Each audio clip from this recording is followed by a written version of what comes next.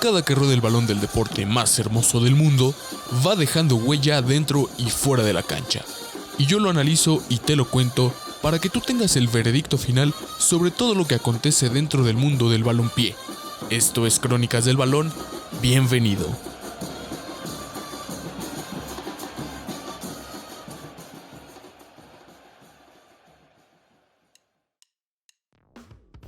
Buenos días, buenas tardes, buenas noches. Este nunca ha sido un son homofóbico. Es lo que declara Molotov cuando interpreta en vivo la canción número 9 de su primer disco, Donde jugarán las niñas. Así es, su polémica y conocida canción, Puto. Y es que, en palabras de esta agrupación rockera mexicana, esta canción no tiene nada que ver con un insulto hacia la comunidad LGBT, ni es homofóbica, simplemente la palabra se usa para referirse a la gente cobarde, a la gente gandalla, pero nunca, absolutamente nunca, a las personas con preferencias sexuales diversas.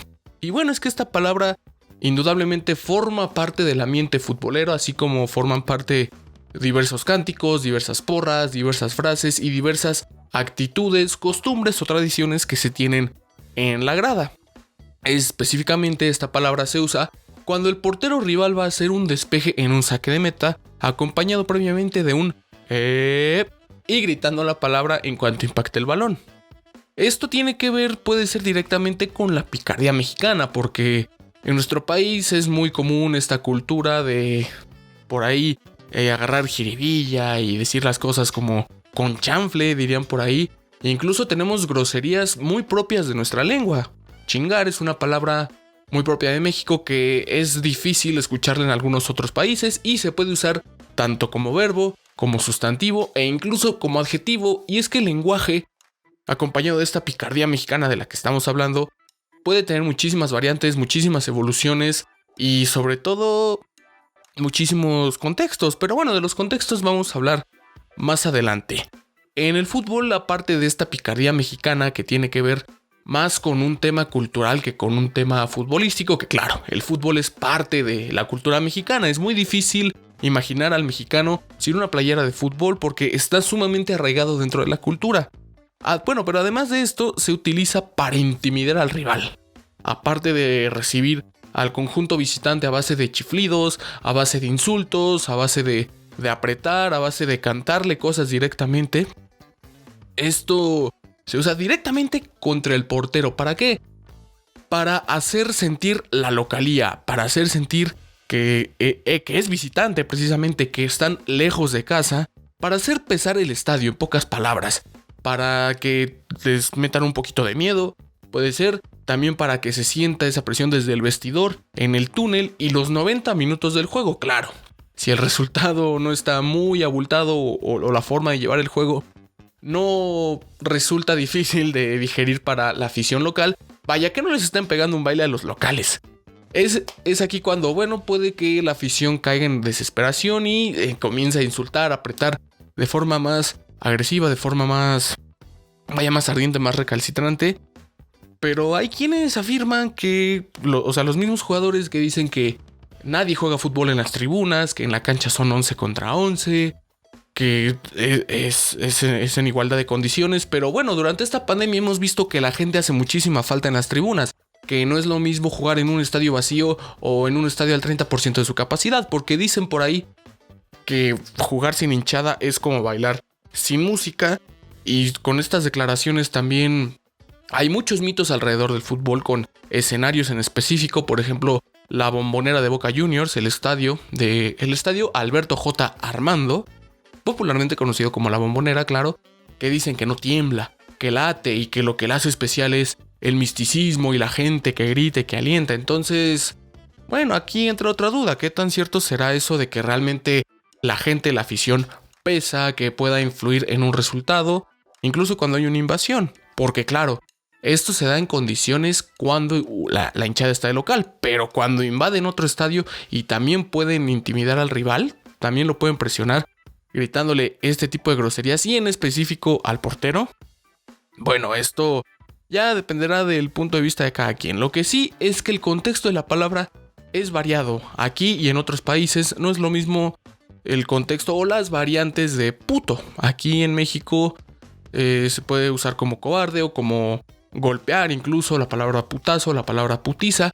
En Argentina se usa la palabra putear para referirse a alguien que te está regañando, a alguien que te está apretando, a alguien que te está hablando fuerte. Fallé un gol sin portero y la gente me empezó a putear. Claro, y allá no es una grosería hasta donde yo sé. Entonces el contexto puede variar muchísimo. El significado también puede variar muchísimo, como lo vimos con la canción ya mencionada al principio. Y también depende de la región geográfica donde se esté utilizando. Ahora, ¿es realmente una palabra homofóbica? O sea, incluso sin usarla como insulto, resulta homofóbico el simple hecho de usarla dentro de tu bagaje lingüístico. O sea, si alguien de repente llega y la usa para describir un objeto cualquiera, ¿es homofóbico solo mencionar esa palabra? Habrá que preguntarle tanto a un lingüista como a un sociólogo, pero sobre todo a la comunidad LGBT, que es la que lamentablemente se siente ofendida con esta palabra. Hay que preguntarles a ellos qué piensan específicamente en este caso del fútbol. Si realmente se ofenden cuando le gritan al portero, si les da igual, si es un tema que realmente entienden el contexto distinto, no lo sé. Ellos son a quienes habría que preguntarles. Es la opinión de ellos la que cuenta en este tema, porque creo que hay cosas muchísimo más homófobas que gritarle puto a un portero, ¿no? Actitudes, hechos en la vida real. Y bueno, hablando de la comunidad, no es la comunidad precisamente la que esté haciendo el escándalo con esta palabra. Es la Federación Internacional de Fútbol Asociación, la FIFA, la que se está metiendo todo este rollo, queriendo multar a México, queriéndolo castigar, queriéndole quitar incluso la sede del Mundial 2026, que es una sede compartida con Estados Unidos y Canadá, pero finalmente México va a formar parte. Ahora, ¿hacia dónde apunta la brújula moral de la FIFA? ¿Por qué pregunto esto? Porque el siguiente mundial, el Mundial de Qatar 2022, se va a llevar a cabo en un país abiertamente homofóbico, en un país donde es ilegal tener preferencias sexuales, homosexuales, valga la redundancia, donde si una persona es gay, la encarcelan. Entonces, ok, FIFA, vas a hacer tu máxima competición en un país homofóbico declarado, pero quieres multar a una selección porque su gente está gritando una palabra probablemente fuera de contexto. Ok, ¿hacia dónde apunta la brújula? Ya sabemos que hacia el dinero, ya sabemos que los intereses siempre van a ser monetarios. Sin embargo, ¿la FIFA será capaz de castigar a México? Porque evidentemente Qatar le va a dejar una derrama económica mucho mayor de la que dejan los mexicanos cuando van a un mundial. O sea, no se puede comparar la asistencia de la afición con el mismo país anfitrión. Eso está claro, pero... ok, ¿será que la FIFA es doble moralista o quiere combatir este problema social en Qatar? ¿Por qué no? ¿Quiere evitar una fricción en cuanto los aficionados mexicanos griten esta palabra en un país ya abiertamente homofóbico? Tal vez quiera resolver este problema antes de que empiece, o tal vez sí tiene doble moral.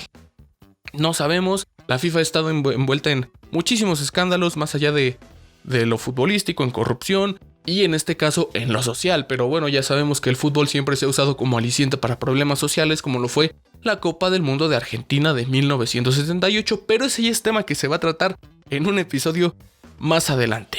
Bueno, regresando a las prioridades de la FIFA, ya que si tienen doble moral o no, ¿será capaz la FIFA de expulsar a México de la justa mundialista? Porque México es de los países que sin problema entran en el top 5 de naciones que más derrama económica le inyectan a un país cuando de fútbol se trata. Es de los países que más lleva gente, es de los países que más consume, e independientemente de cuánta gente vaya al mundial, es de los países que más consume el fútbol estando en su país. Ya sabes, mercancía, derechos televisivos, los partidos, los balones, las camisetas, etcétera. Es de los países que más, digo, es evidente cuando un país tiene el fútbol tan arraigado.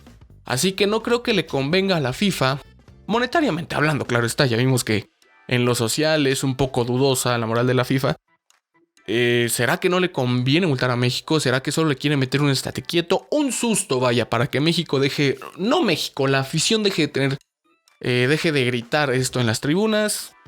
Yo no sé en qué va a acabar esto. Sin embargo, pues ya saben que el mejor criterio lo tienen ustedes. Es un grito homofóbico, no lo es parte de la cultura, hay que erradicarlo. La FIFA está haciendo bien, la FIFA está haciendo mal. Yo no sé, yo dejo el balón rodando. Mi nombre es Alex Avendaño y esto fue Crónicas del Balón.